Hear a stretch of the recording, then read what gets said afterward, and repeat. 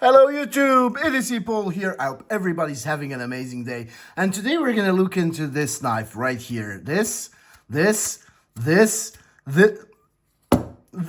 I'll explain what I mean about that. So this is the Curtis F3, and this is the worst $600 knife I have ever seen. Look, I'm not the kind of person that just wants to bash someone else's work, but this is just unpardonable. Like, you cannot sell this for this price. Anyway, so please subscribe if you want to see more. I do post daily knife content. This is going to be a really polarizing video and a very different one from what I usually post. Please check out the Patreon if you want to get some cool stickers, and subscribe for more. Alrighty, so Curtis Custom Knives. This guy Curtis. I think he's a US vet, and he makes these knives. This is a small business like McNeese Knives, like Bill Koenig and stuff like that. So these are mid-techs, right? So they're not your average Benchmade, Spyderco, whatever, US made, really big number companies, right? So these are kind of mid-tech, so they're like semi-custom, right? And this model here is the F3. This is the flipper version. And guys, oh my god, we're gonna do a full review of this, but I will just have a full section of talking about this knife and my experience with these. So branded model. So as I said, this is the F3. This is a pretty cool design. I kind of like the design on this one. I managed to reverse flick it. Yeah. So let's do size and weight. So the size, it's a pretty good size for EDC. Let's say about 20 centimeters, 19.5 centimeters length, with a blade length of around 8.5, with a cutting edge of around 8. That's in centimeters. I'm gonna go through these a bit faster because I do want to address some things about this knife. And trust me, this is not about hating on somebody's work. This is just about the way some people in the EDC world and the knife world decide to treat things, right? So 130 grams, pretty heavy for the size. Let's do ounces too for the guys in the US watching this. 4.58 ounces, so I would say pretty heavy for the size. Alrighty, so let's do a size comparison too. I managed to flick it. I know. I managed to. So the size comparison is gonna be with the Spyderco PM2 and the Parrot 3. The usual suspects for this. I would say closer to the size of the Parrot 3. By the way, these are custom scales. These are from Titanium Lotus scales. They're made in China. This particular PM2 is in Maximet, is a heavy user, and I love it. I try to patina it, by the way. And this one is a S30V Parrot 3 with Meton Boss zirconium. I think these are zirconium scales. Or titanium Damascus scales, or I think they're Zirc. Okay, let's see them closed up. Okay.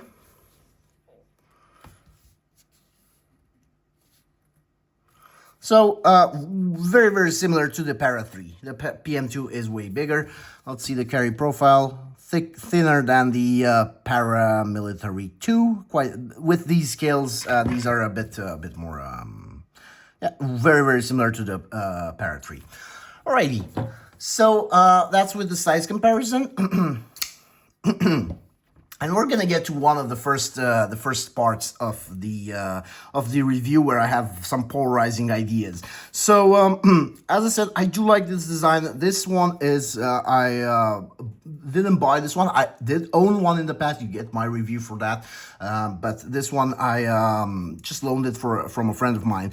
So materials and hardware. This is a full TI frame lock with a MagnaCut blade. And guys, as soon as you pick this up, you realize something's not okay. Something is not okay for a $600 knife. These are literally, so they're discounted from $600. Even like No, like for example, I can see them. I just tried one of the retailers, so Smoky Mountain knives. So they have them for 600, but 700 retail for this one. And yeah, right about $600.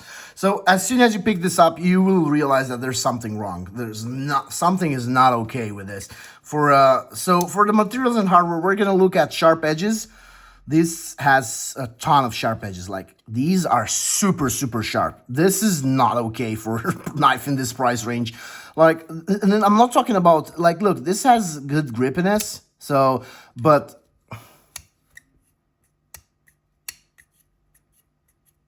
can you hear that? Bro, like, can you hear that?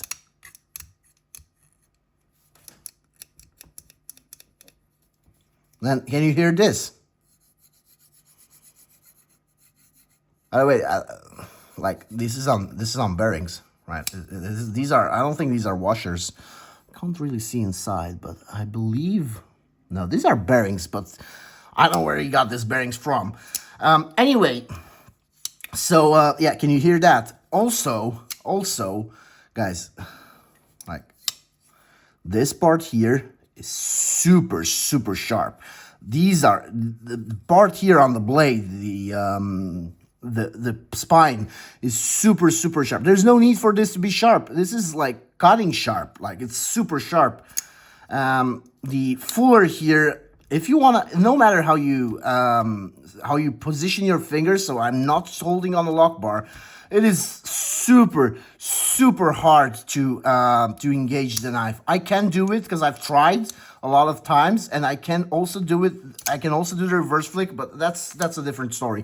But guys, these parts here, they should never be this sharp. Like this part here, this is super, super sharp. I'm not even gonna talk about the part where you disengage the knife. This doesn't have to be super chamfered, but anyway. On the other hand, it just feels wrong in hand. Like it does not feel like a good quality product. I am super sorry if this offends them, but I'm gonna be honest with the viewers of this channel. I'm always gonna be honest. This is not not okay for $600. So, oh, and let's get to the hardware. So, first of all, my guy is using T6s, okay? So, where's that T6? That's a T7. Where's the T6? So, we've got T6. And these screws are super bad. Like, first of all, you need a flat screw head for this. Somebody tried to open this knife up at as you guys can see. Doesn't really matter. Proprietary hardware. It's not proprietary, but you need. I like the design. I like this pivot design. Don't get me wrong. So these are gonna be T6s. Yep, you can see T6, T6, and T6. Problem is that on the other one, so the guy I bought it from another guy, a friend of mine, and the screws, as soon as he tried to disassemble the knife to clean it, the screws completely stripped instantly, even though he was using good quality bits. I know the guy, I trust him.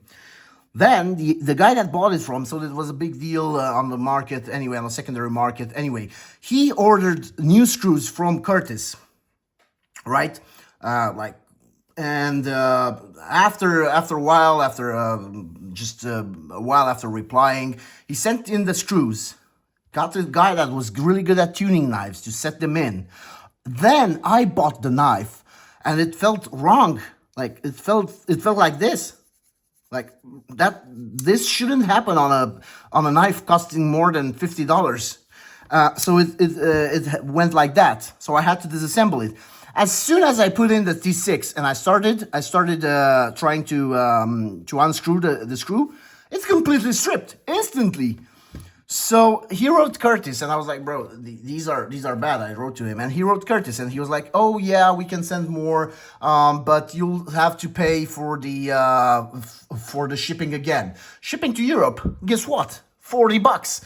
So you're using T6 screws and really, really bad screws, because I seriously doubt that all these people like me and the first two owners of that knife all had shitty. These are really good bits. Like Wea bits are super good, and trust me, I rarely strip a screw, especially if it's a screw from a $600 knife, which should be extra super premium, right?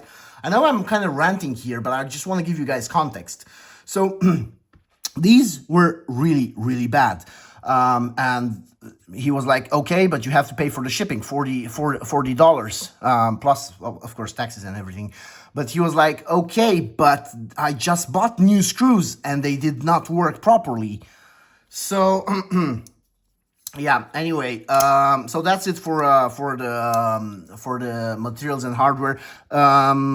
Materials and hardware, these are super bad. Like the titanium, look, the overall knife design and look, it's insanely nice. I like this for EDC. I do like this. I do like this. Ergos are not that bad either, but can you hear that? That is because this shouldn't happen on a knife this expensive. Like, this is a $70 knife, and knife in that price range. This is the McNeese Dixon. You can hear something, but look how these are made.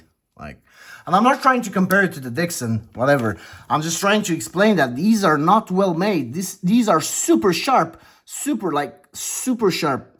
Like, can you see that? Look how sharp that is. Yeah. This part here, the spine of the knife is also super sharp. Anyway, I like how the F3 and the Curtis Customs are engraved here. The MagnaCut 2, I like that too. But I've seen $30 clones from AliExpress better made than this. In terms of material build quality, this is another category. It's bad. It's bad, guys. Like the bearings inside, the way this knife, the action of the knife, the way that you have to position your fingers in such a way to deploy it, and it's not always gonna deploy properly. And trust me, I Spidey flick a lot of knives. Yeah. So the overall build quality, it's insane that this is $600. Like, I just can't get the grasp of it. I literally cannot understand how, after all these years, because this knife has been on the market for a while now, how after all these years there's no improvement. I'm not sure. This is in MagnaCut, so I'm pretty sure it's a newer model. I'm not sure when is it from. I'm surprised. I would be really surprised if it had any markings on the inside, just to check the date or whatever. No, I don't think so. It does have weight reduction, but it's still quite heavy for what it is. And yeah. Anyway, so build quality for this price, it's a 2 out of 10. Pocket clip. Oh my god. I don't even know how to start with a pocket clip. This is bad. Can you hear that? Like this is really bad. No, I like the idea of the logo with the being really similar to the pivot. I like that. But yeah, this is not a good pocket clip. It feels wrong. It feels cheap. It feels flimsy. I do not like how not deep carry it is. And by the way, try to take this off. Use the T6 screws and try to take it off. That's gonna be interesting too. Anyway, blade shape and steel, I do not know the heat treatment on this one. It might be really good, but the grind on the other one, this is a Tanto blade. The other one was, I think it wasn't a Tanto. I think it was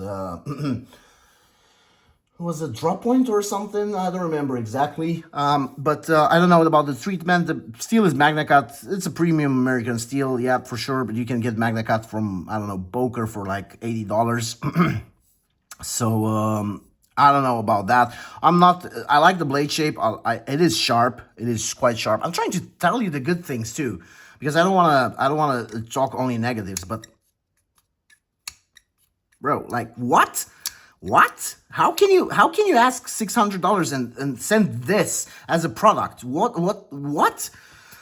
Yeah, I know I'm being really aggressive on this one, but look, in the EDC world, I understand. I pay premium. I understand paying premium. Don't get me wrong. I definitely do. But what? Yeah. So I don't know about the heat treatment on this. The blade looks good. It looks really good. As I said, I like these engravings here on the Curtis Customs on the F3. The Magna Cut. It looks dope, and it's quite slicey. Right, let's move on to my favorite part of the video, which is ease of deployment and ease of disengagement. Ease of deployment is going to be a 4 out of 10. It is bad. The flipper works okay, but it's just not that great.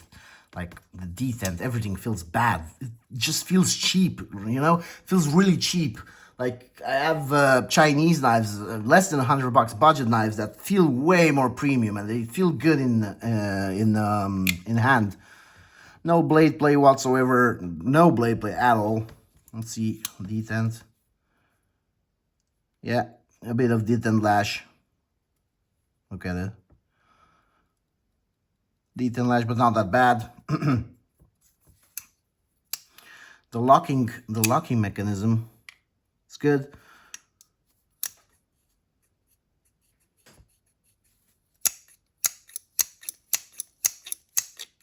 It sounds awful. It sounds so cheap. So ease of deployment is let's go to 5. 5 out of 10. No, keep it on 4. 4 out of 10. It is not good. Ease of disengagement. Let's do a. No, it's not that bad. Like once you engage it, so you get good grip here on this. It's just awful how it's made. I'll go a 5 out of 10. So yeah, bad for the action too. But guys, like what sort of bearings are these? Like you can literally buy like 50-cent bearings from AliExpress or Amazon or whatever that feel way smoother. This, keep in mind, this knife has been tuned properly, and this feels super sharp. It's super sharp in the back here. Wow. Anyway, price and value. Yeah, we had to get to this. So price and value. This is retail $700, discounted to $600. I wouldn't even pay $50. I'm not joking. I am not joking. I'm sorry. I do not want to like shit on somebody's work, but it is impossible to ask for such an amount of money. And bro, if I bought this with my own money, like right from them, I would send it back the second I got it. Like I would literally unpack it, check it out, and literally just send it back. This is not okay for the knife industry. I do not think this is okay. I'm not sure. So I tried 2 models and both had the same problems and they felt the same. I highly doubt that both of these were so shitty. There was a bad batch and the others are super great, because I've seen people praising these. If you like it, it's your money, it's your choice. But I would not trust this as an EDC knife. I would not carry this. I would not pay this amount of money for this. Not even I would take it for free. Yeah, for sure. I would take this for free and keep it, whatever. But I would not pay money for this. I would rather just buy, I don't know, I don't even want to compare it to other knife makers out there that are in the same price range, US makers. If I do, yeah, the other, you know, the meme with Jose Mourinho. And if I speak, I'm in big trouble. Yeah, if I speak, I'm in big trouble. So I don't want to compare this to other knife makers. So price and value, it's around $600. Yeah, there's no value to be had there. It might be 100% handmade and made in the US, but it is, in my opinion, in my humble opinion, I'm not an expert, but this is not a good product. It has the potential because the design is super nice and the idea behind it is super nice, but it needs so much work in order for anyone to be comfortable about paying $600 for this. Like, guys, this is not okay for this amount of money. We need, as a community, we need to encourage makers to be better, to do better for premium products.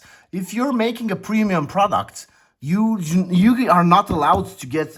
You should not be allowed to get away with things like these. You should not be allowed to do that. I'm definitely sorry if this upsets the guys from this company, but I will always be honest with my audience. It doesn't matter if they sent this for free for review. If I'm pretty sure that's not gonna happen. Like they won't send.